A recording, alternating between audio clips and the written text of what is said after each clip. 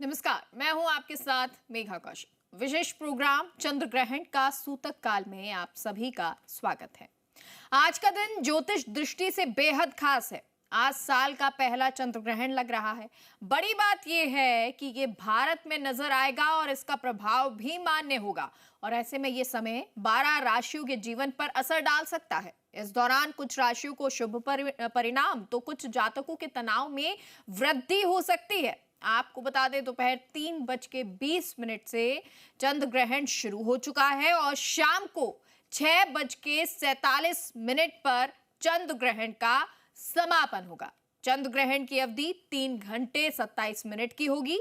हमारे जीवन में इसका क्या प्रभाव पड़ेगा, बताने के लिए हमारे साथ ज्योतिषाचार्य जुड़ेंगे और आपको तमाम जानकारी देंगे। क्योंकि देखिए, चंद्र ग्रहण की शुरुआत तो हो चुकी है, लेकिन इस चंद्र ग्रहण में आपको करना क्या है, क्या विशेष सावधानियां रखनी है। खास तौर पर अगर देखें, राशियों की बात करें, कौन सी ऐसी राशियां हैं जिन पर ज्यादा प्रभाव पड़ने वाला है और क्या नकारात्मक ही प्रभाव पड़ेगा या कोई ऐसी राशियां भी हैं जिन पर सकारात्मक प्रभाव भी पड़े। ये तमाम जानकारी आज आपको हम देंगे और ज्योतिषाचार्य अमित व्यास हमारे साथ जुड़ गए हैं। उनका रुख कर लेते हैं। अमित जी, सबसे पहले आपका बहुत बहुत स्वागत है।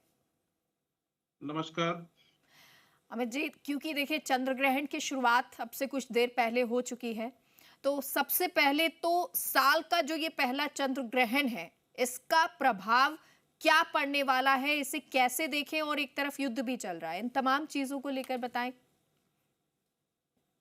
देखिए, ऐसा है, सभी दर्शकों को मेरा होली का नमस्कार। जैसा कि आपने प्रश्न किया कि चंद्र ग्रहण, देखिए इस बार इस साल का सबसे बड़ा चंद्रमा का ये ग्रहण लगने जा रहा है, जो कि अभी प्रारंभ हो चुका है 2:13 से। देखिए, इसका ग्रहण का जो प्रभाव है वो पूर्वी एशिया में, ऑस्ट्रेलिया में, प्रशांत महासागर, अमेरिका के कुछ क्षेत्रों में दिखाई देगा। वहीं दूसरी ओर रूस, कजाकिस्तान, अफगानिस्तान, पाकिस्तान, भारत, श्रीलंका, मालदीव, ये बहुत सारे राष्ट्र ऐसे हैं जहां पर इसका प्रभाव देखने को मिलेगा। पर चूंकि हमारे शास्त्रों का ये मत है कि ग्रहण के दौरान हमारे द्वारा कोई भी शुभ मांगलिक कार्य करना वर्जित माना गया है, और इस बार का जो ग्रहण है वो निश्चित रूप से हमारे वैश्विक पटल पर जहां राजनीतिक उथल पुथल लाएगा, वहीं दूसरी ओर युद्ध जैसे आसार, जैसा कि अभी आपने देखा कि बन चुके हैं, और कहीं ना कहीं इसका प्रत्यक्ष और अप्रत्यक्ष प्रभाव जो है वो वैश्विक जो अर्थव्यवस्था है उस पर भी देखने को मिलेगा। पर चूंकि हमारा ज्योतिष का ये मानना है कि अगर ग्रहण काल को अगर हम धर्म से, आस्था से, विश्वास से, ध्यान, योग, साधना से जोड़ते हैं तो उसके दुष्प्रभाव कम हो जाते हैं। पर चूंकि जी, कुछ बिल्कुल। राशियां ऐसी हैं हम्म। जिनके ऊपर इसका अच्छा प्रभाव भी देखने को मिलेगा, और कुछ ऐसी राशियां हैं जिनके ऊपर इसका विपरीत प्रभाव भी देखने को मिलेगा। बिल्कुल, चूंकि राशियों की बात चंद्रमा, करेंगे सर, और राशियों के बारे में जाने उससे पहले आपने जैसे कहा कि धर्म की बात करें और अगर हम पूजा पाठ करते हैं तो चंद्र ग्रहण का अगर आप पर नकारात्मक प्रभाव भी है तो वो थोड़ा सा कम हो जाएगा। अब क्योंकि चंद्र ग्रहण की शुरुआत तो हो चुकी है, जो लोग अगर भारत की बात करें या विश्व भर की हमने अभी बात की, भारत में जो लोग हैं चंद्र ग्रहण के दौरान, एक तो पूर्ण चंद्र ग्रहण किस वक्त होगा, कितने बजे होगा, और जो लोग हैं वो इस वक्त में क्या करें चंद्र ग्रहण में खास तौर पर।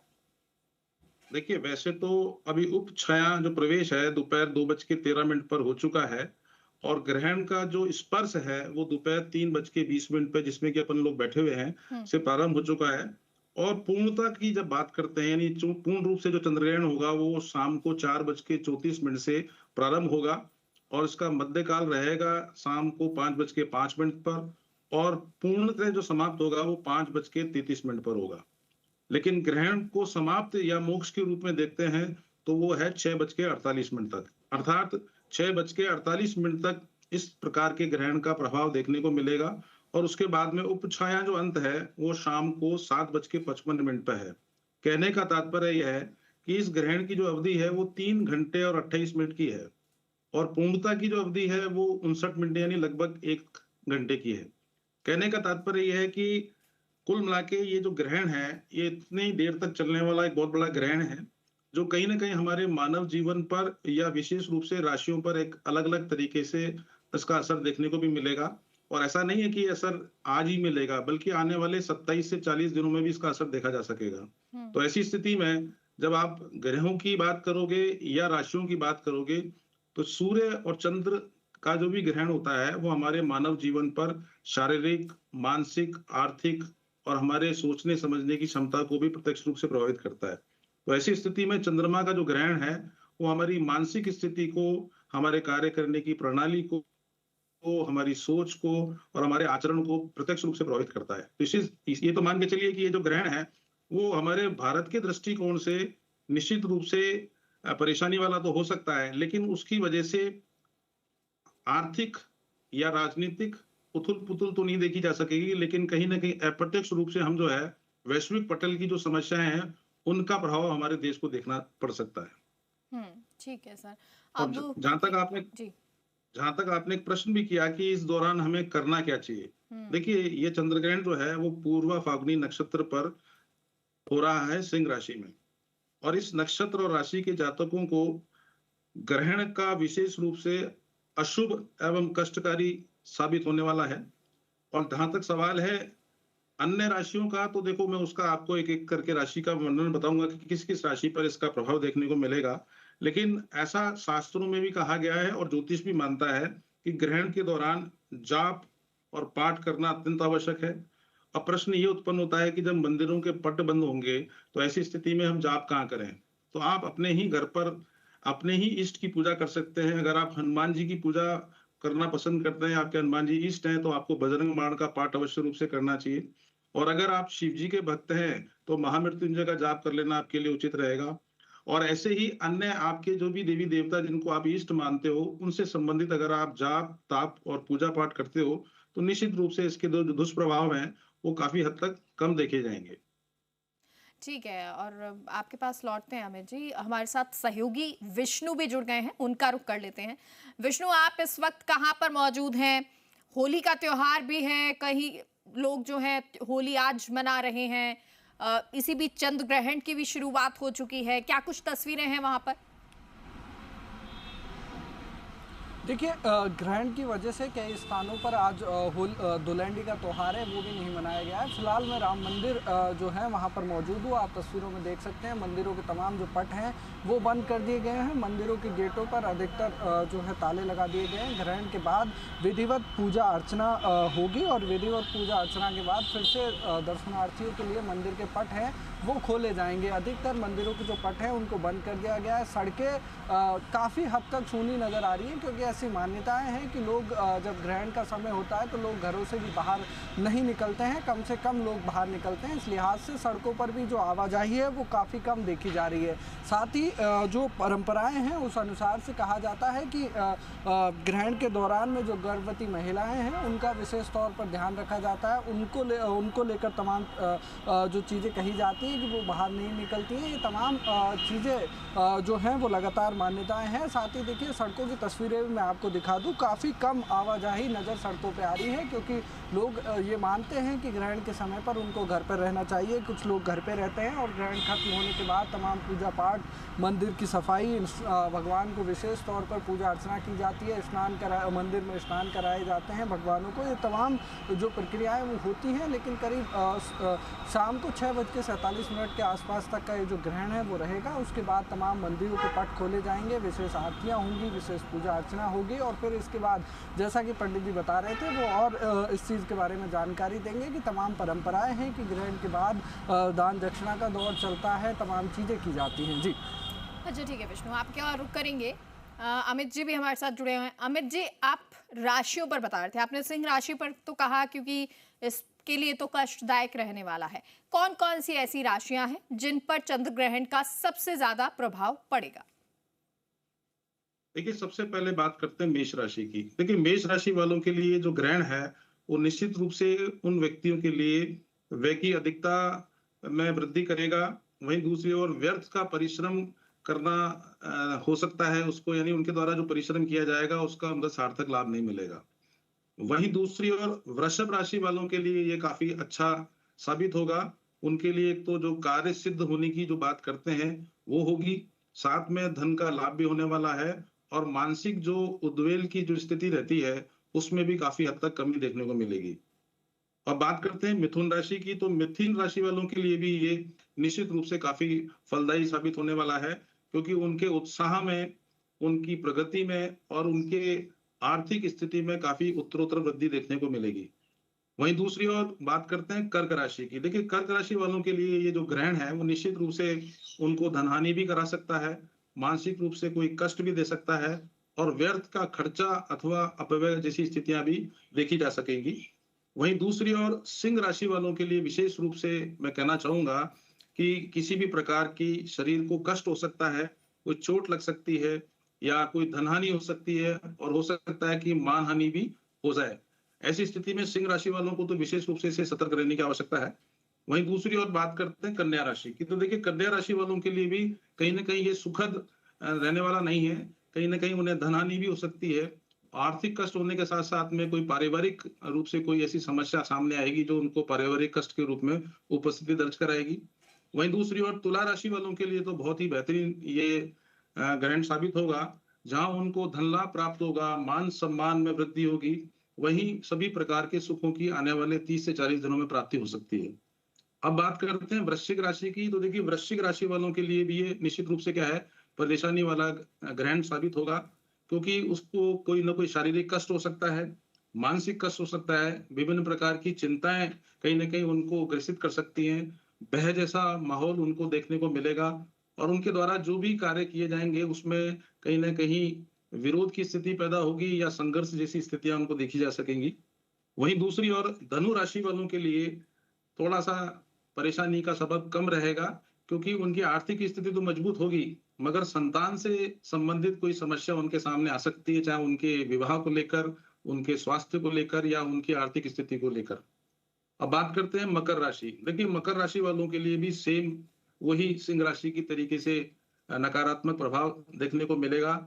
शत्रुओं का अचानक से ऊपर आ जाना, दुर्घटना का भय रहना, और व्यय की अधिकता कहीं ना कहीं इन राशि वालों को देखी जा सकेगी।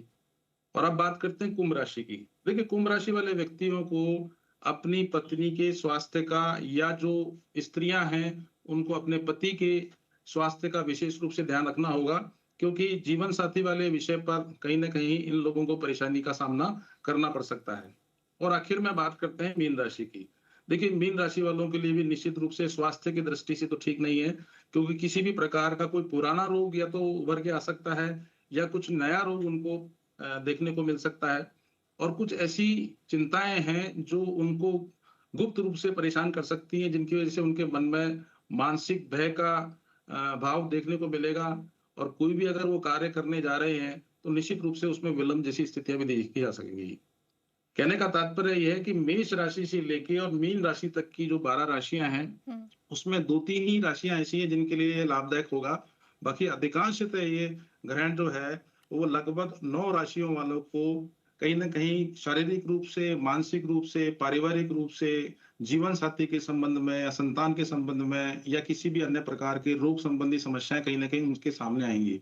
और वैसे भी मैं आपको बता दूं आपके चैनल के माध्यम से, ये जो ब्लड मून वाला जो ग्रहण हो रहा है, ये इस बात का द्योतक भी है कि आने वाला समय वैश्विक स्तर पर, और विशेष रूप से भारत के मामले में, ये थोड़ा सा परेशानी वाला सबब आने वाले 40 दिन में दिखलाई पड़ सकता है।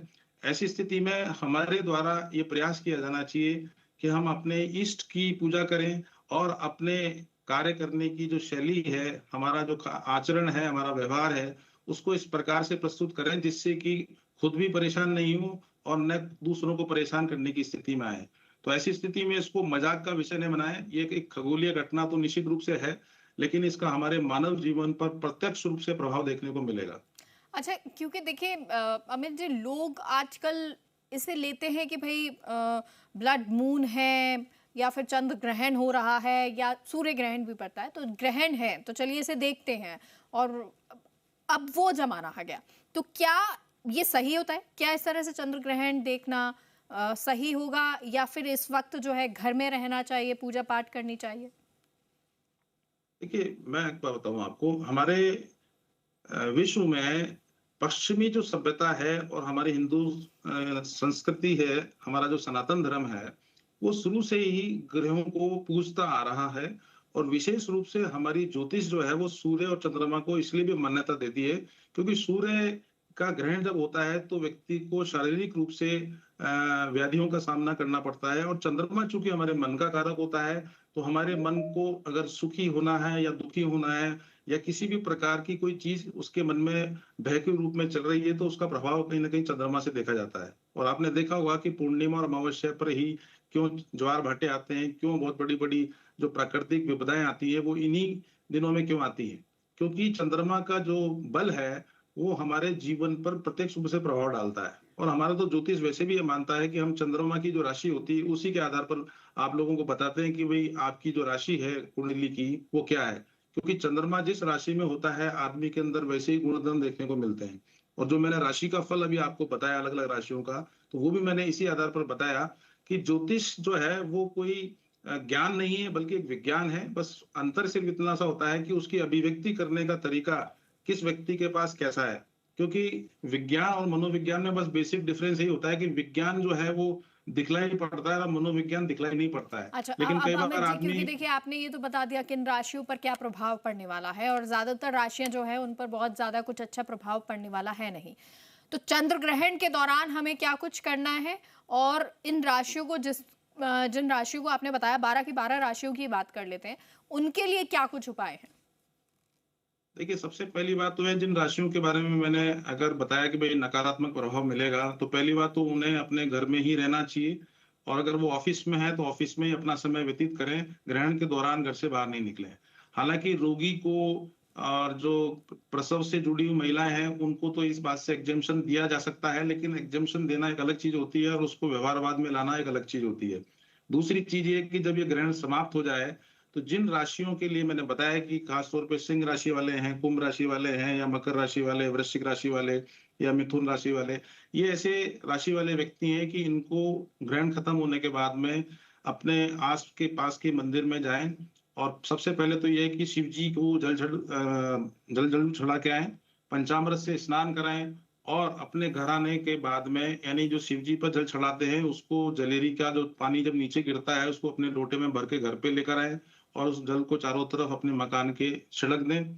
और अपने घर में जब प्रवेश आप करते हैं तो उसके बाद में अगर आपके पास गंगा जल की उपलब्धता है तो अपने पूरे घर में गंगा जल को छिड़कें, और धूप बत्ती अगरबत्ती का सेवन करें, और अगर हो सके तो लोबान की जो धूप बत्ती है उससे अपने घर में उस प्रकार का वातावरण बनाएं जिससे कि कोई भी नकारात्मक ऊर्जा किसी भी प्रकार से अगर हमारे गृह प्रवेश में किया है या किसी भी प्रकार से प्रवेश कर पाई है तो उसको हम दूर कर सकें। क्योंकि अगर हम ऐसे उपचार करेंगे तो निश्चित रूप से इस प्रकार के ग्रहण का जो दुष्प्रभाव हमारे विभिन्न राशियों पर देखने जा रहे हैं हम लोग, उसमें काफी कुछ हद तक कमी देखी जा सकेगी।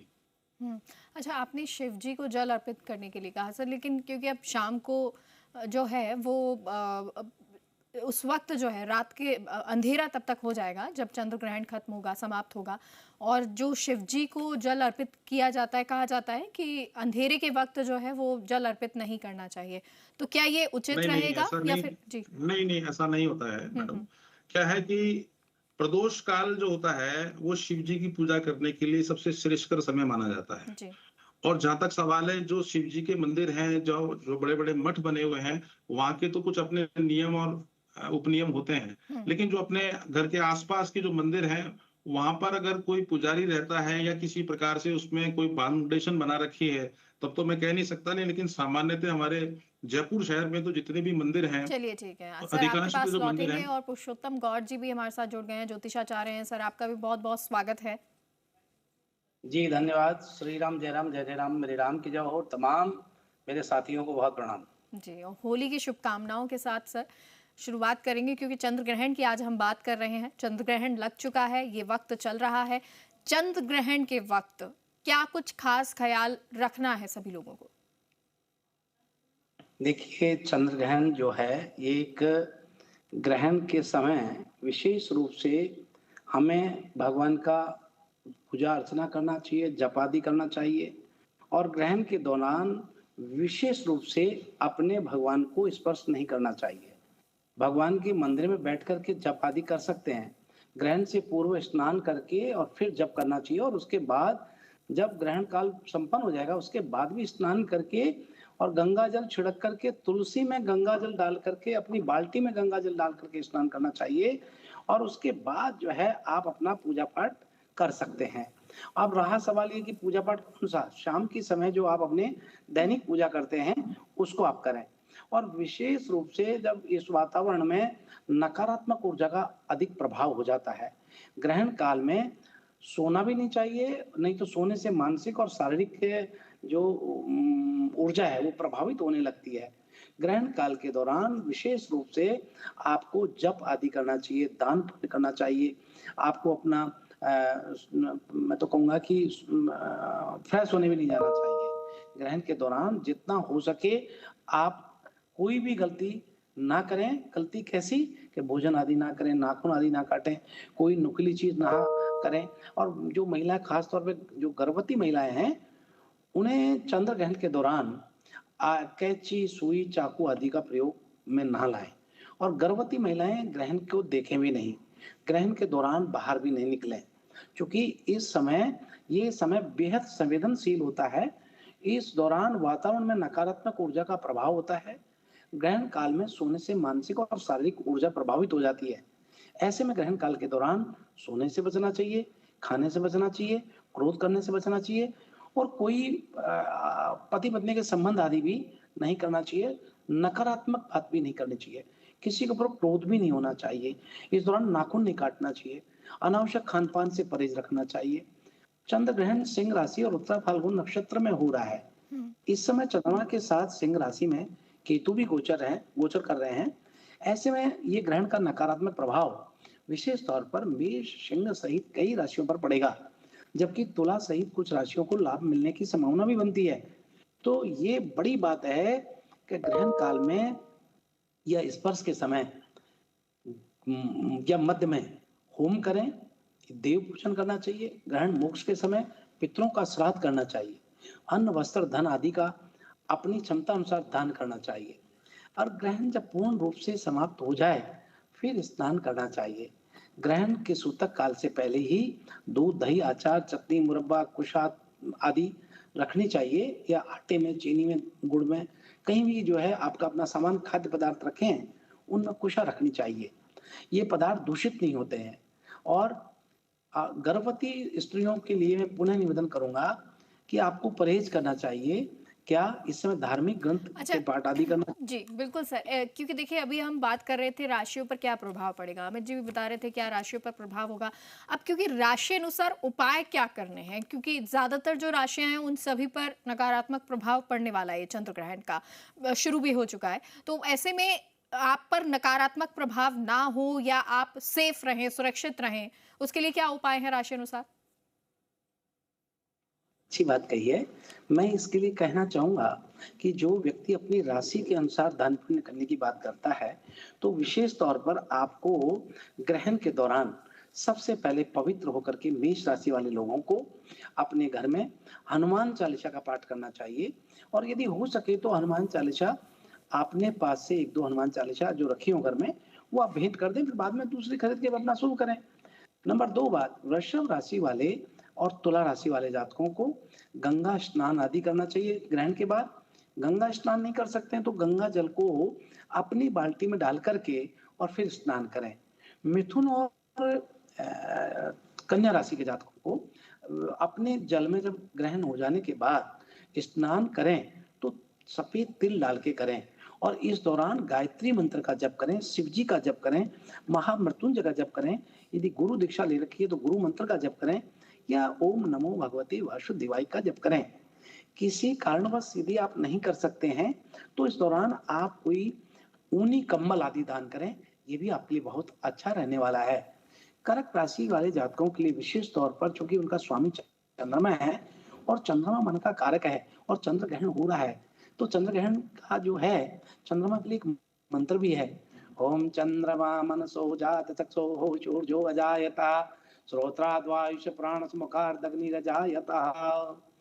ऐसे में जो है मन का कारक और माता का रूप में होता है, तो हम चंदा मामा इसलिए कहते हैं कि हमारी माँ का भाई के रूप में भी होता है। और जल का विशेष होता है। आप देखते हैं चंद्र ग्रहण के दौरान समुद्रों में बड़ी लहरें ऊपर नीचे होती हैं, तो ये कितना प्रभाव करता है हमारी बॉडी में भी। जल की मात्रा सबसे अधिक 70% जल की मात्रा बोलते हैं, तो ऐसे में ये जो है काफी प्रभावित करता है। तो ओम नमः शिवाय का जाप करें, महामृत्युंजय का जाप करें। और यदि आपको कोई परेशानी, शारीरिक परेशानी है, तो फिर आपको विशेष तौर पर जो है अपने घर में गंगा जल गौमूत्र छिड़कना नियमित रूप से कर दें, जिससे आपका आकर्षण बनेगा, आपके परिवार में आपका सम्मान मिलेगा और आपको विशिष्ट लाभ होने की स्थिति बनेगी। अब बात करते हैं सिंह राशि वाले जातकों के लिए।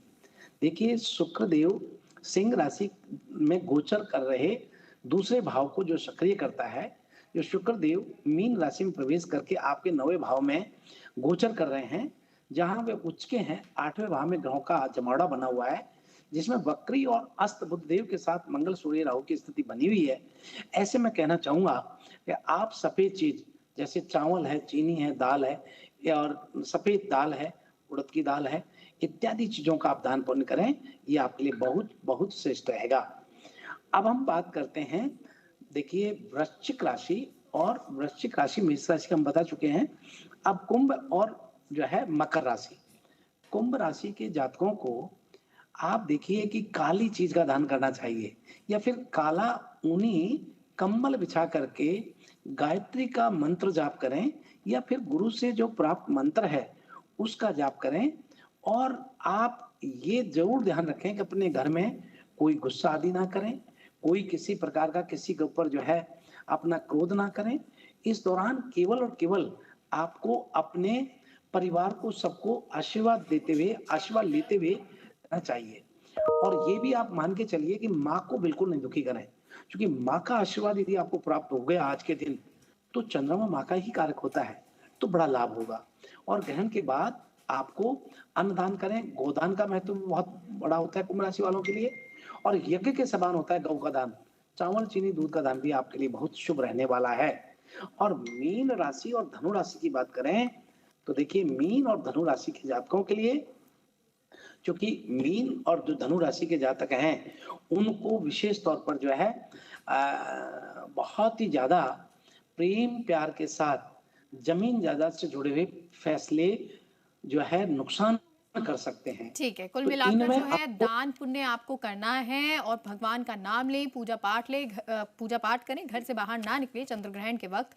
खास ख्याल अपना रखें। बहुत बहुत शुक्रिया आप सभी का चर्चा का हिस्सा बनने के लिए, इतनी सारी जानकारी देने के लिए। फिलहाल के लिए इतना ही। आप देखते रहिए जी राजस्थान। नमस्कार।